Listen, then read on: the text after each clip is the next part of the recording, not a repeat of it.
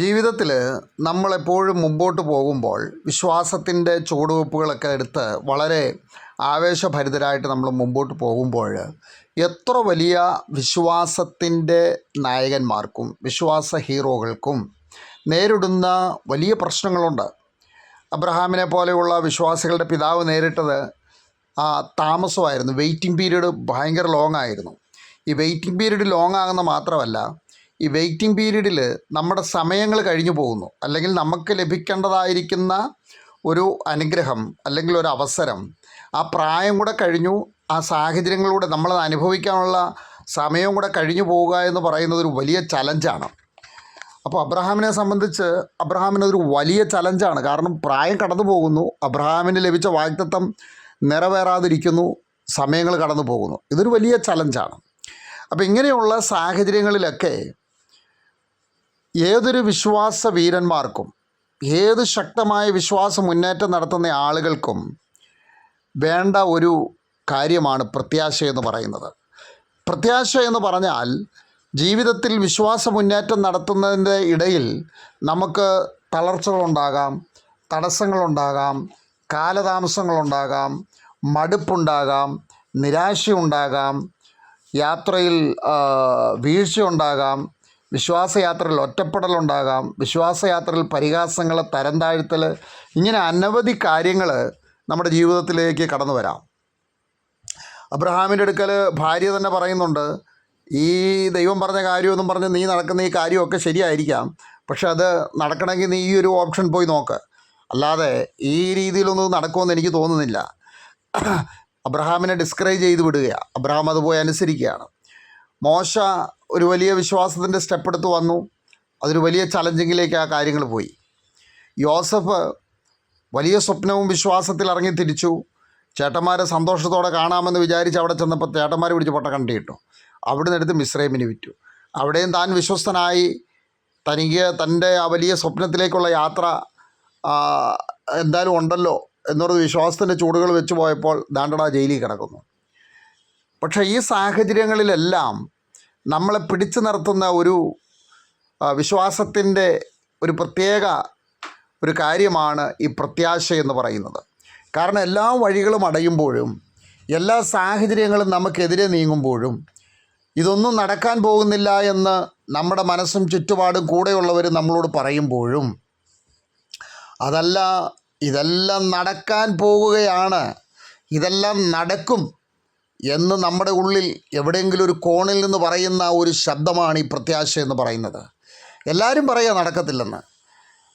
നെഹമ്യാവ് മതിൽ പണി തുടങ്ങിയപ്പോൾ സൻബല്ലത്തും തോബിയാവും കൂടെ പറഞ്ഞു, ഇത് കൊള്ളാം, ഈ ബലഹീനന്മാരായിരിക്കും യഹൂദന്മാർ ഈ അണ്ടകടാകം പിടിച്ച് ഈ മതിൽ പണിയുമെന്നാണോ വിചാരിക്കുന്നത്? വലിയ പരിഹാസമാണ് നടത്തിയത്.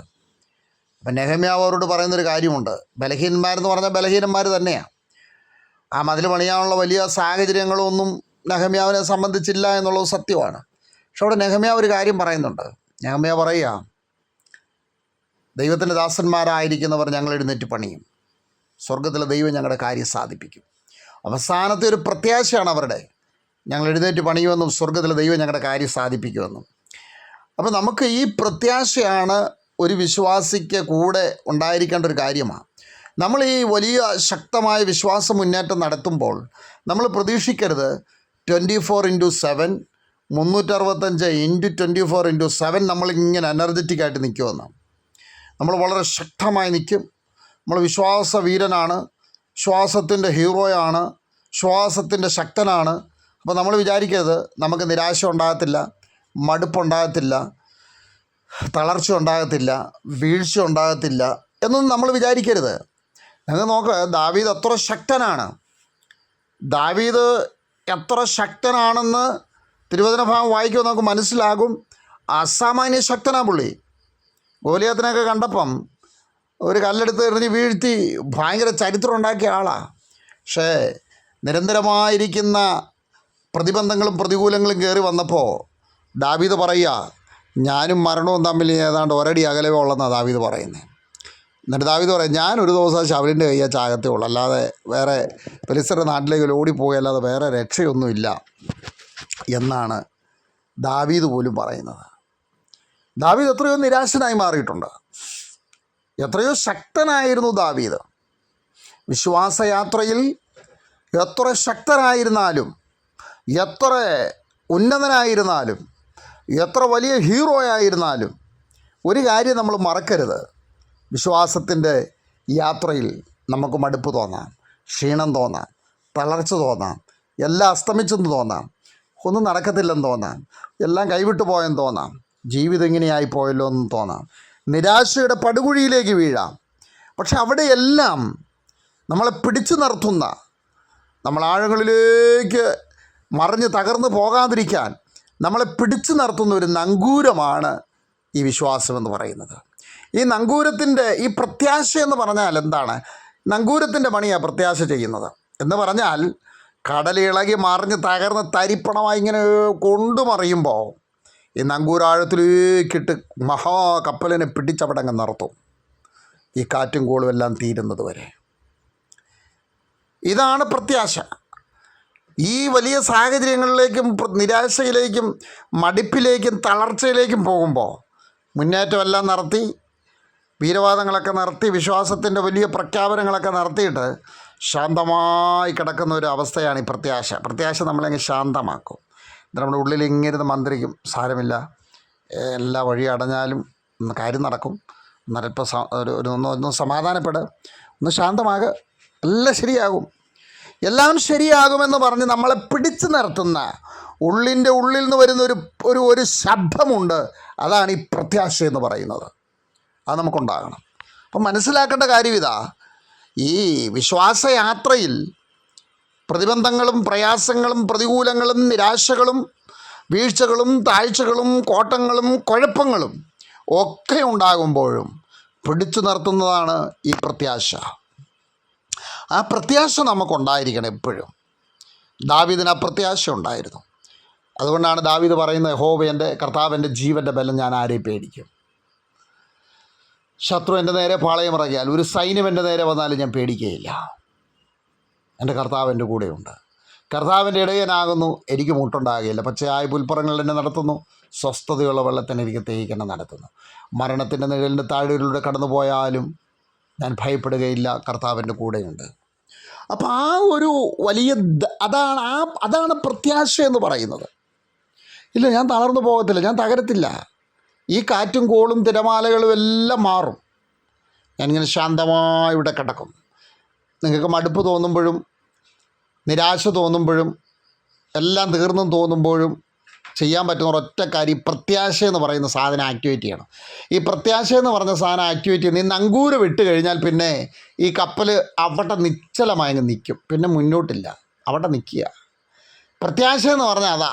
ഒരു മടുപ്പ് തോന്നി, നിരാശ തോന്നി, വിഷമം തോന്നി, ഒന്നും ശരിയാത്തില്ലെന്ന് തോന്നി, എല്ലാം ഇവിടെ തീർന്നെന്ന് തോന്നുമ്പം ഒന്നും മിണ്ടരുത്. മിണ്ടാതെ അവിടെ സ്റ്റില്ലായിട്ട് അങ്ങ് നിൽക്കണം, ചുമ്മാ അങ്ങ് നിൽക്കണം, ഒരു മൂവ്മെൻറ്റും ഇല്ല, ശാന്തമായിട്ട് അവിടെ നിൽക്കണം. അപ്പോൾ നിങ്ങൾ വിശ്വാസത്തിൻ്റെ പ്രഖ്യാപനം പറയാൻ പോകണ്ട, വിശ്വാസത്തിൻ്റെ എഴുത്തും പോകണ്ട, ഡയറി നോക്കണ്ട, ഒന്നും നോക്കണ്ട. നിങ്ങൾ ശാന്തമായിട്ട് അവിടെ അങ്ങ് നിൽക്കണം.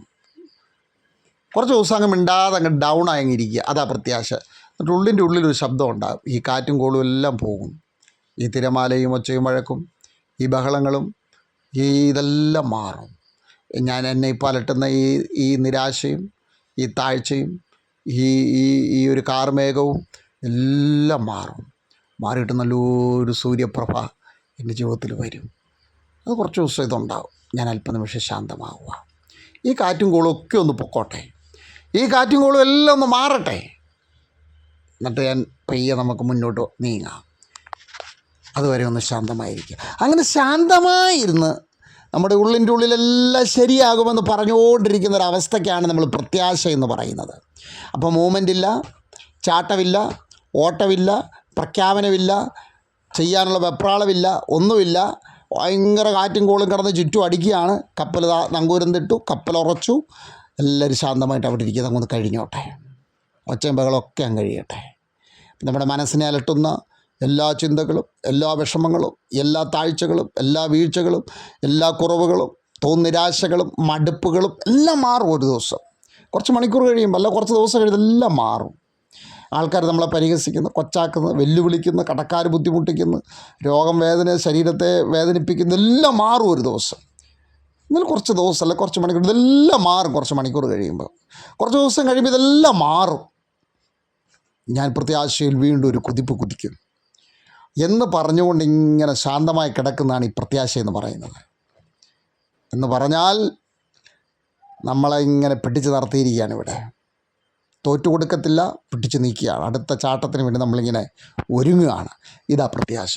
പ്രിയമുള്ളവരെ, ഈ പ്രത്യാശ നമ്മുടെ ജീവിതത്തിൽ വിശ്വാസയാത്രയിൽ നമുക്കുണ്ടാകണം.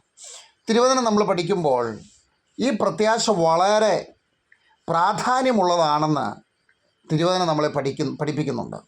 നിങ്ങൾ റോമാലേഖനം 15:4, റോമർ 5:5, എബ്രായർ 6:19 വാക്യങ്ങൾ വായിക്കുമ്പോൾ നമുക്ക് മനസ്സിലാകും പ്രത്യാശ എത്ര പ്രാധാന്യമുള്ള ഒരു വിഷയമാണെന്ന് നിങ്ങൾക്ക് മനസ്സിലാകും. അതുകൊണ്ട് എല്ലാവരും വിശ്വാസയാത്ര ചെയ്യുന്നവർ പ്രത്യാശയും കൂടെ ജീവിതത്തിൽ കൂടെ കൂട്ടിക്കോണം. കൊടുങ്കാറ്റും തിരമാലയും വരുമ്പം നമ്മൾ അതിൽ കയറി പിടിച്ച് അതിനെ താത്തി അങ്ങോട്ട് ഇട്ട് കഴിഞ്ഞാൽ അവിടെ നിൽക്കും. അപ്പോൾ പ്രത്യാശയെന്ന് പറഞ്ഞാൽ എന്താണെന്ന് മനസ്സിലാക്കാൻ ഞാൻ വളരെ ചുരുക്കത്തിൽ പറയാം. പ്രത്യാശയെന്ന് പറഞ്ഞാൽ എല്ലാം പ്രതികൂലമാകുമ്പോഴും കാറ്റും കോളും അടിക്കുമ്പോഴും നമ്മുടെ ശാന്തതയും ഉള്ളിലുള്ള ഈ ഒരു ശബ്ദവുമാണ് പ്രത്യാശ. ഏത്? എല്ലാ കാറ്റും കോളും മാറും, ഈ പ്രതിസന്ധികളും പ്രതികൂലവും മാറും, ഈ സമയവും കടന്നു പോകും, ഈ കാർമേഘം പെയ്തൊഴിയും, ഒരു നല്ലൊരു സുഖദിനം ഉണ്ടാകുമെന്ന് ഉള്ളിൻ്റെ ഉള്ളിൽ നിന്ന് കേൾക്കുന്ന ശബ്ദമാണ് പ്രത്യാശ എന്ന് പറയുന്നത്. അതാണ് പ്രത്യാശ. ആ പ്രത്യാശയാണ് നമ്മുടെ ജീവിതത്തിൽ ഉണ്ടാകേണ്ടത്. ജീവിത വിശ്വാസയാത്രയിൽ എല്ലാവരും കൂടെ കൂട്ടേണ്ടതാണ് ഈ പ്രത്യാശ എന്ന് പറയുന്നത്. കാരണം മനുഷ്യനാണ്, മടുപ്പുണ്ടാകാം, താഴ്ച ഉണ്ടാകാം, തളർച്ച ഉണ്ടാകാം. അവിടെ ഈ ശബ്ദം നമ്മുടെ ഹൃദയത്തിൽ ഇങ്ങനെ പറയുന്ന ആ ഒരു ശബ്ദം നമ്മൾ കേട്ടുകൊണ്ടിരിക്കണം. ഒപ്പം നമ്മുടെ വായടയ്ക്കണം, എന്നിട്ട് ശാന്തമായൊന്നിരിക്കണം, ദൈവത്തെ ധ്യാനിക്കണം. അവിടെ ദൈവപ്രവൃത്തി നടക്കും. അപ്പോൾ ഇതെല്ലാം ഈ നിരാശ മാറും, മടുപ്പ് മാറും, വിഷമം മാറും, പരിഹാസം നിൽക്കും, നിങ്ങൾ മുമ്പോട്ട് കുതിക്കാൻ തുടങ്ങും. അതാണ് പ്രത്യാശ എന്ന് പറയുന്നത്. അപ്പോൾ പ്രത്യാശ എന്താണെന്ന് നിങ്ങൾക്ക് മനസ്സിലായെന്ന് ഞാൻ വിശ്വസിക്കുന്നു. നമുക്കൊരു വലിയ പ്രത്യാശയോടുകൂടെ നമ്മുടെ വിശ്വാസയാത്ര നടത്താൻ ദൈവം നമ്മെ അനുഗ്രഹിക്കട്ടെ. ഗുരു വന്നിട്ടുണ്ട്, നിന്നെ വിളിക്കുന്നു, നീ നിൽക്കുന്ന വഴിയിൽ വാതിൽ തുറക്കുന്നു, നിന്റെ മൗനം പോലും ഇപ്പോൾ കേൾക്കുന്നു, അത്ഭുതം